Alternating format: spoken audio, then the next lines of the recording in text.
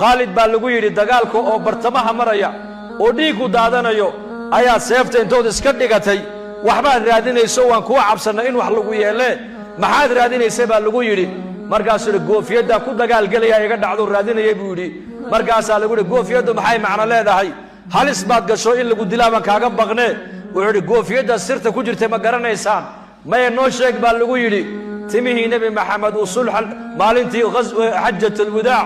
oo nabigu iska jaray tin kamida goofiyada igu jirtay buu yiri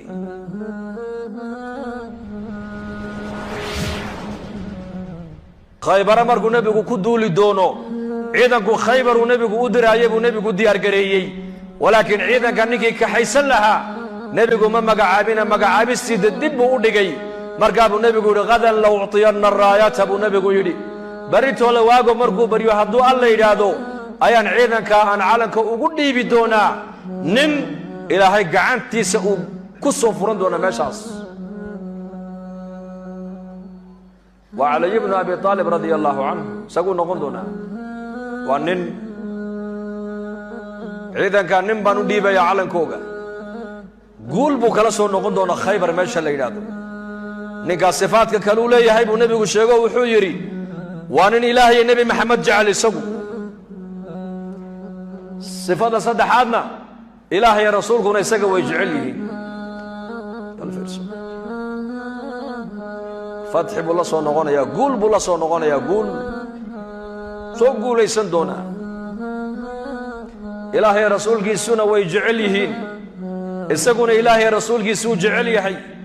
أقل مقالة مدينة كويا لا مجرين إلا حبينك أقل والبوحة لقى هذا الحيي نكاس الطلو أيو نقون دونا بلا لها أيو نقون دونا نكاس صحابة رسولك رضي الله عنهم عهدك رسولك إن مقالة مدينة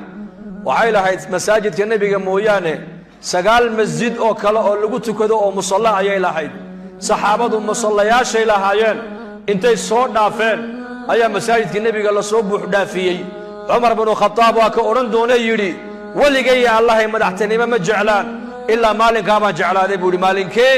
مالكاس حتى مدح يرتاك تاجي يقول مدح آيات تاجي ومدح موجين أيا سميي أنا الرجال كل رجال قبل إنه النبي يقول يرادو نكاس عمر بن الخطاب عمر على كودي بين ليدادو ولكن النبي عليه الصلاة والسلام وحيد علي بن أبي طالب أويا نكا قوش الله سو نغني دونا عيدك هو قامنا يا إله يا رسول جيس يسقو جعل إله يا رسول قلنا أسقى أي جعليهين وعلي بن أبي طالب علي بآوي بن النبي يقول علي آويا مرقاس يقول النبي الله عليه وحنوسيه وبكاء مرقاس النبي يقول يا دا الله يا دا عندها مرقا حنون أي لأن النبي وقنوفتي بركة سنيد صلى الله عليه وسلم أيو إيش كذا في بالي مركي مقصود لأنه النبي مباركة دعاء سوا بركة سنتهي قعنتي سا بركة سن قنوفتي سا بركة سن تنتي سا بركيسا خالد بن الوليد رضي الله عنه في أحد الغزوات دول ما ديدي وقاد جري دولمات كمدا أيا الله أرك خالد دقالك انتو جوجي وحرادنا يا مرقاس قولك دقالك لما هذا مسلمين تو أي قوليستين أيا اللي يقول يا خالد كتاب كان لي هذا مارك تاني فتوح الشام للواقدي بكوشة إمام كاسي وأن خالد بالقوي دقالك أو برتمها مريا وديكو دادنا يو ayaa seefta intood iska dhigatay waxba raadinayso waan ku cabsana in wax lagu yeelay maxaad raadinaysay baa lagu yiri markaas goofiyada ku dagaal galaya iga dhacdo raadinayay buu yiri markaas lagu yiri goofiyadu maxay macna leedahay halis baad gasho in lagu dilaaban kaaga baqnee wuxuu yiri goofiyada sirta ku jirtay ma garanaysaan ma noo sheeg baa lagu yiri timihii nabi maxamed oo sulh maalintii hajjatul wadaa oo nabigu iska jaray tin kamida goofiyada igu jirtay buu yiri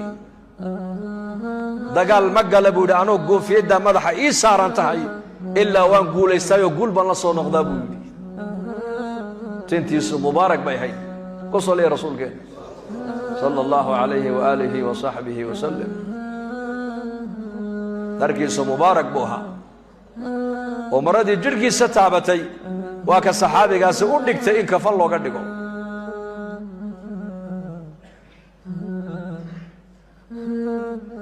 gacantiisu mubaarak bay ahayd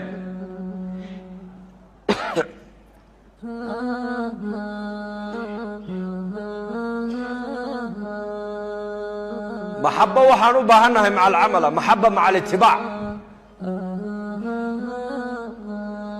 jacayl itibaac la socdaa loo baahan yahay itibaac jacayl afka uuna meel mag kuma gaadhsiinayo waxaa wax ku taraaya waxa weeyaan nebi maxamed calayhi salaatu wasalaam markaad jeclaatid ee dhaqankiisiina aad raacdid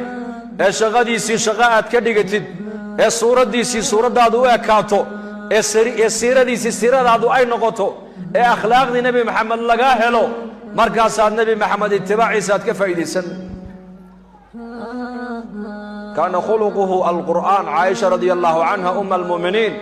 markii la weydiiyey lagu yidhi nebi maxamed nooga sheekee waxay tihi nebi maxamed mayaa rabtaan dabeecaddiisa inaan nii sheego nebi maxamed dabeecaddiisu waxay ahayd qur'aankaasuu ahaa nebigu qur'aankaa oo socda qur'aanku sooma socdo qur'aan socduu ahaa nebi maxamed kaana khuluquhu alqur'aan qur'aankaasoo dhex socda buu ahaa ummadda